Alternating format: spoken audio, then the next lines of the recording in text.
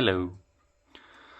Well, it's the middle of the day, and you think that I am very lazy. You think that I don't grind blades? Well, you're so wrong.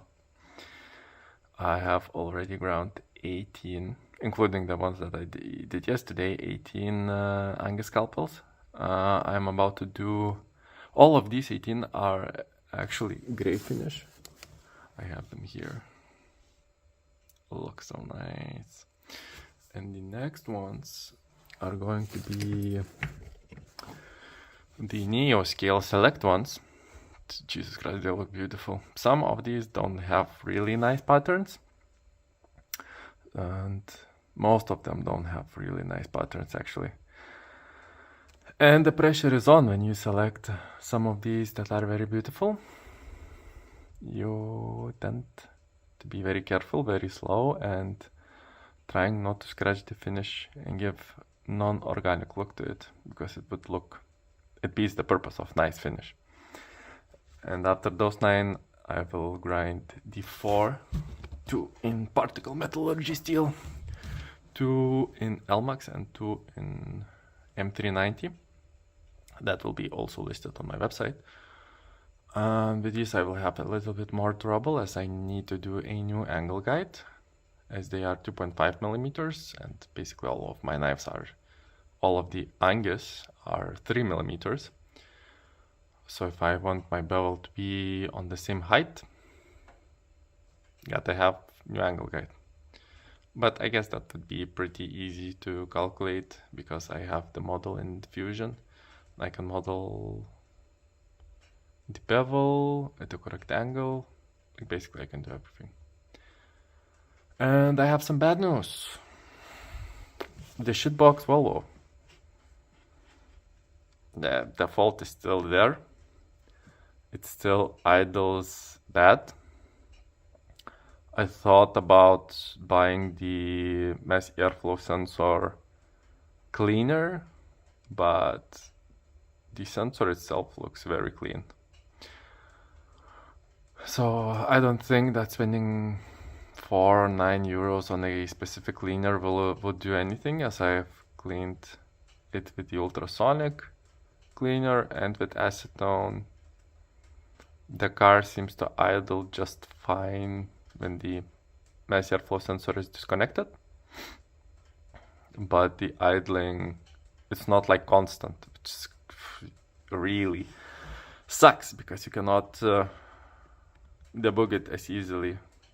So I guess this is a faulty mass airflow sensor, and previously I have already changed this one multiple years ago, but I bought it brand new and it cost us like 70 euros. This time I'm looking at a scrapyard website. We have a really nice scrapyard website. Before it was really bad, but now it's really, really nice. The search is pretty decent. I would like more filters, but it's rrr.lt. It's triple R's. Cosplaying a pirate. It's pretty great. It's pretty easy to navigate, and I think I paid like under 20 euros for it with shipping. So I should get it, and I will replace it, and we will see how it goes. Yeah, that's a small update. Yeah, sucks. I'm really reliant on that car, because every day I do this 40-minute drive one way, and I really need this to work. We'll see how it goes. Yeah, let's go. I'll bring you along and show you the Angis that I am working on now. This is the prepared batch for grinding. I put marker and mark the center lines here, and I still keep them upright. When I ground one, I put it this way, so I know that it's been ground. And basically I do all of them in one grid, then do in another, and then flip them again, so I know my progress. It's easier just to track. But I think I just really love how these are turning out. I think they are looking so nice, and I hope not to fuck up any of those. And also, this jig is working so great. It's amazing. I love it. It doesn't stick at all. So it's so nice, and it forms these interesting drops of water, dots of water. So it's really nice to slide, and it's not too heavy. And I like that it is not too heavy. It's not all from steel, because you more feel the feedback of the blade, of the grinding belt on the blade. So it gives you more, if you have any bumps or anything, it's just, it's very nice to balance, and your arm doesn't get too tired, and you can rest your big hand, whatever, I forgot English, but it's very nice to rest. There is no need for a handle, you just go like this, and it's pretty nice. I like it a lot.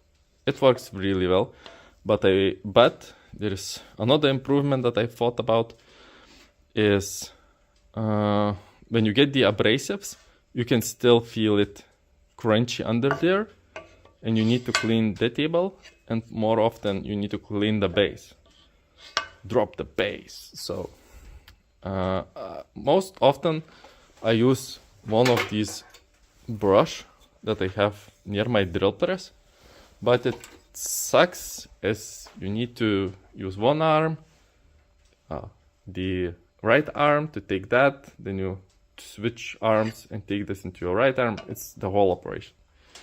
What I would love to do is actually to mount a brush, let's say somewhere here, where I could just go like zoop, zoop, zoop, and continue working. That would be like, isn't that a great solution? I don't know. Keep it in the comments. Maybe you can come up with a better solution, how I could just brush it off. That would be pretty nice. I don't know. Don't want maybe to flip it a lot. And if I have it upside down, maybe it would spray it into my face. So yeah. Oh, someone was driving on my table. So that's about it. I will get back to you when I am done with these, and we might maybe check in when I am grinding these from Elmax and M390, because these would require to make the angle guide. But it's straightforward. We'll see. Don't count on it. Talk to you later. Well, I did a quick skip because I'm working so hard, so you can see. One days I talk. Some days I work.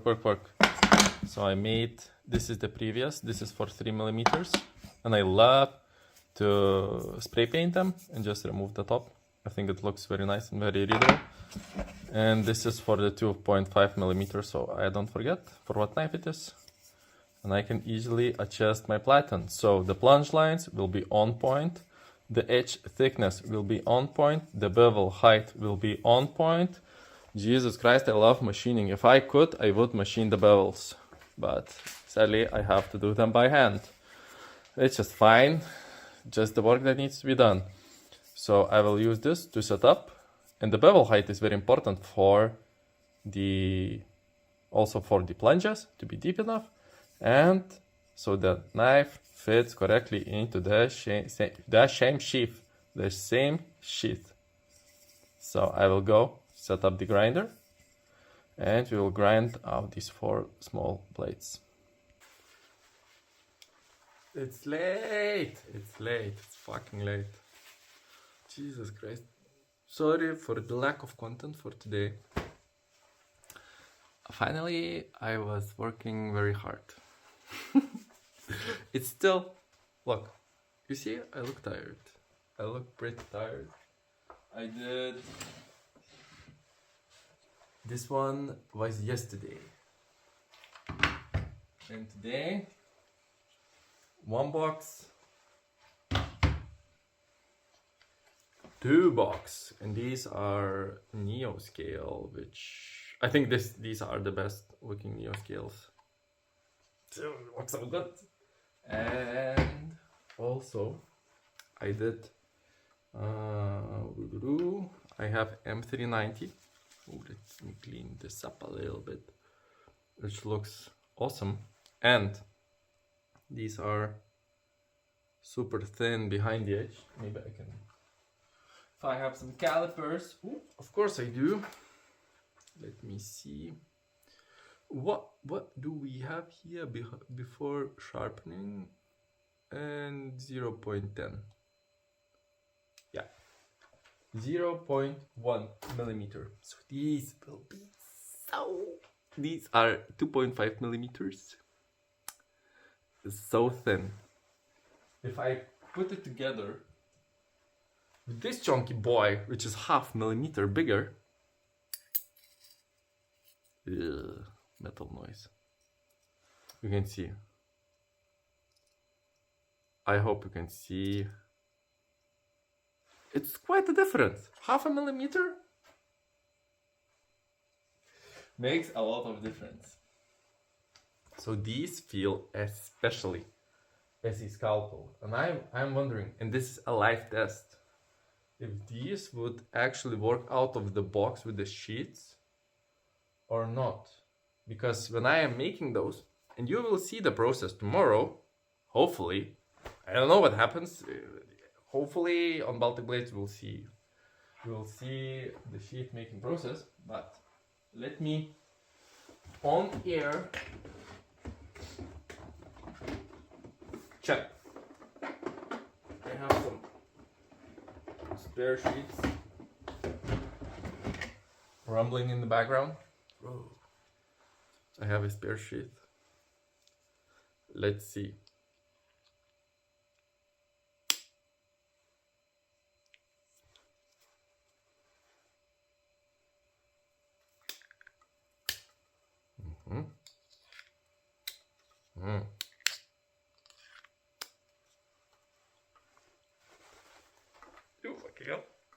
I got something in my eye.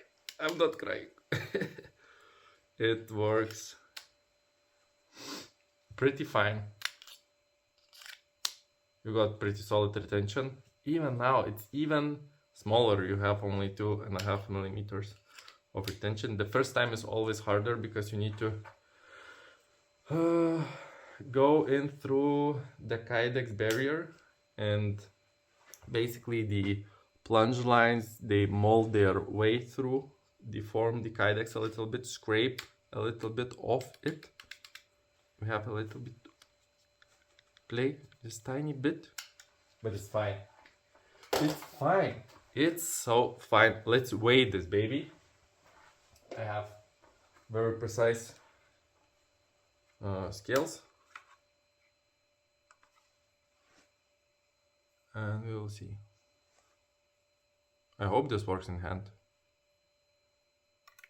And we have 19 grams, 19.6.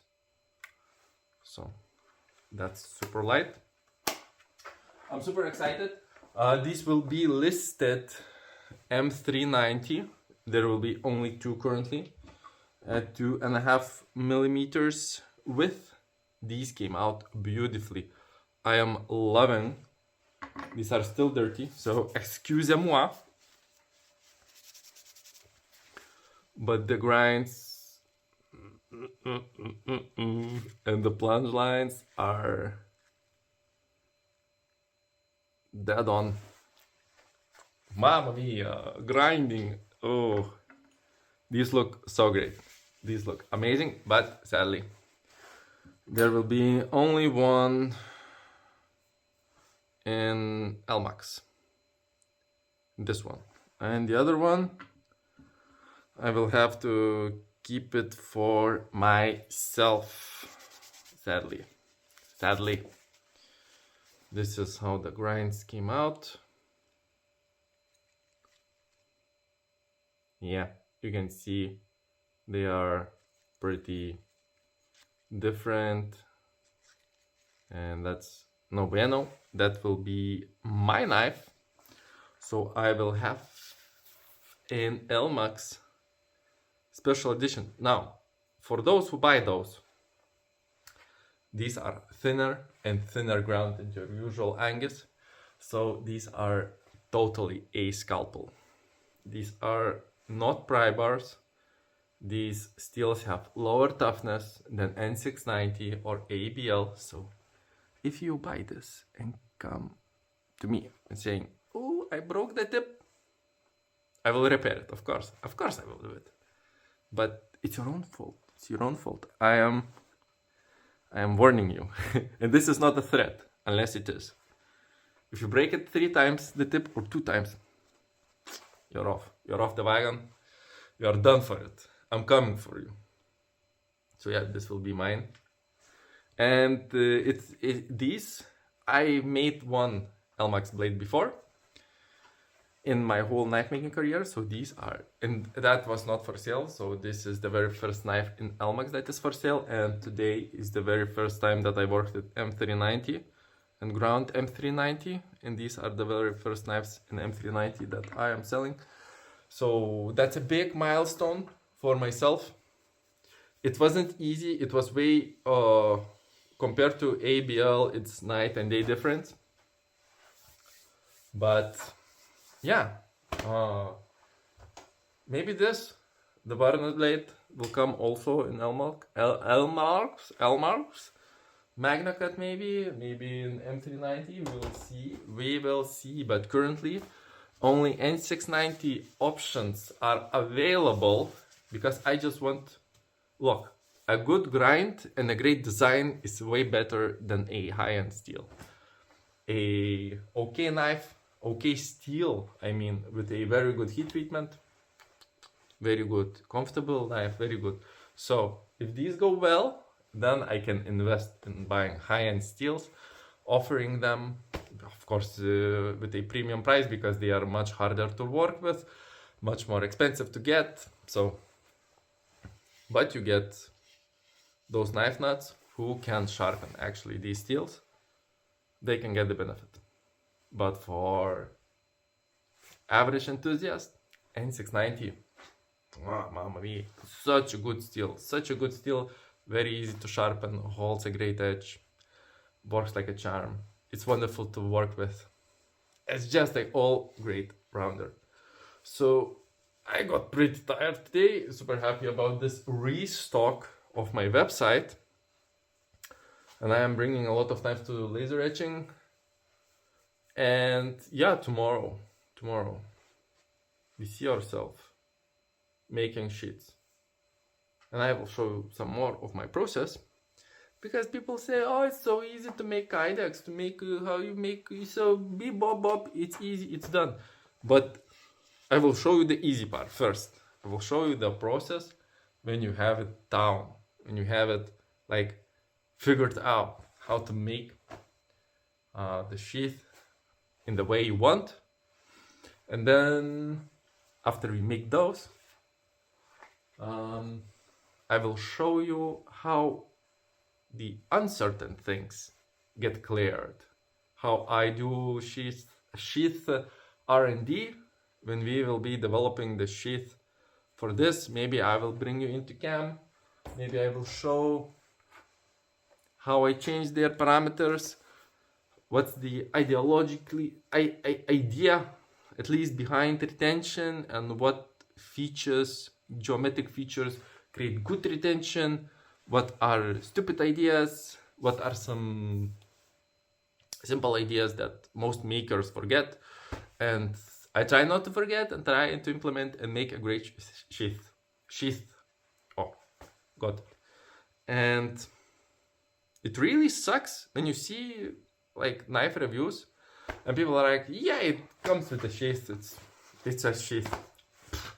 I spent so much time, and I will reiterate this. I know that I told this before, but a great sheath makes the knife. Makes the knife usable, portable, you have it, you use it. If the knife doesn't have a sheath, good sheath, it sucks. It sucks because you don't want to carry it. Even if it is good, it's still a pain every time you try to deploy it. So you come to the right place. I will show you some things that no one talks on YouTube about kydex. Listen here. To those people who listen to the very end of this no show all talk vlog, the next episode with the Sheath or the next after, in combination, both of them, we'll have some nuggets, chicken nuggets of information, gold chicken nuggets of information. That is, I won't do it again. Mamma mia, I will do it. These are, I had to figure them out. And what I will do, I will bring out the silver platter and present them to you. And show them the work and the ideas that developed. But I am not 100% happy with my sheets. These are like not the perfect ideal that I want, because I have encountered from other makers, some very famous makers. Such good sheets. These are like the click, the retention, the overall feel, the contouring of the knife, the shape that is displayed, the texture that this kydex has, and the rounding of the edges in some parts and in other parts not. It's big brain stuff. It's big brain stuff.